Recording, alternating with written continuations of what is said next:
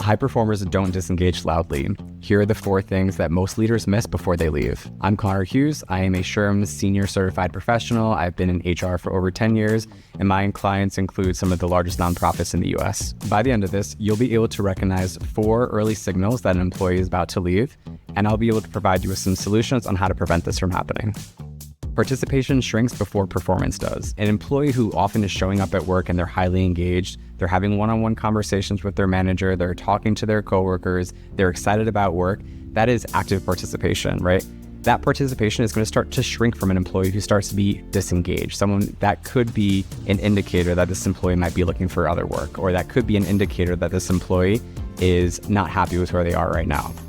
You'll start to notice that the pattern on how they potentially take their paid time off is going to start shifting. An employee who becomes disengaged is probably starting to take most of their sick time or their vacation time in bigger chunks, more periodically than they normally would have. What they're probably thinking is that they're ready to leave. They want to start taking all the PTO that they've already accrued.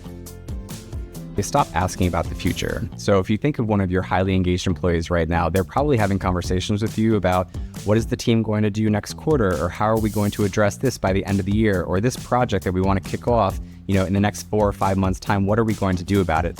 They're going to stop asking about those things. They're going to stop asking about what happens in the future because in their mind, that's not where their story goes. And so that is a major indicator that this employee has become disengaged.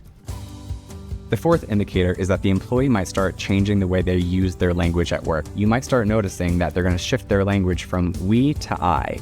And what that tells me as an HR professional is that they're no longer thinking of themselves as part of the we. They've taken themselves outside of the team, and that is a really big indicator that this employee is probably disengaged. Most people are probably familiar with an exit interview, right? You have an employee who's leaving, you perform an exit interview to understand what they liked, what they didn't like, why they're looking for a new job. That's really important information for a lot of HR teams. But a stay interview is a little bit different, and those are not as common. A stay interview is designed to help understand why the employee is engaged with the organization or why the employee enjoys working there so much. I've conducted stay interviews with a lot of my nonprofit clients, and more often than not, I'm hearing from a lot of the employees that they're with the organization because they're so closely tied to the mission. And I think most nonprofits kind of experience that. The employees who work at a nonprofit are there because they align so closely with what the organization is actually doing. I found from these stay interviews that these employees have really enjoyed specific things at the actual organization.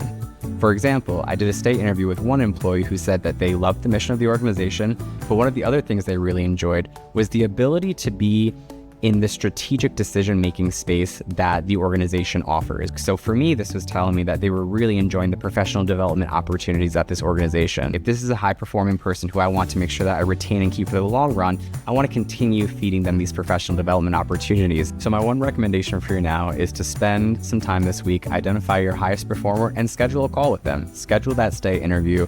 Understand why they're here at your company and why they've been here for so long. That 20 minutes itself is probably going to be some of the most important time that you'll spend this week to understand your organization and to know where you want to continue working.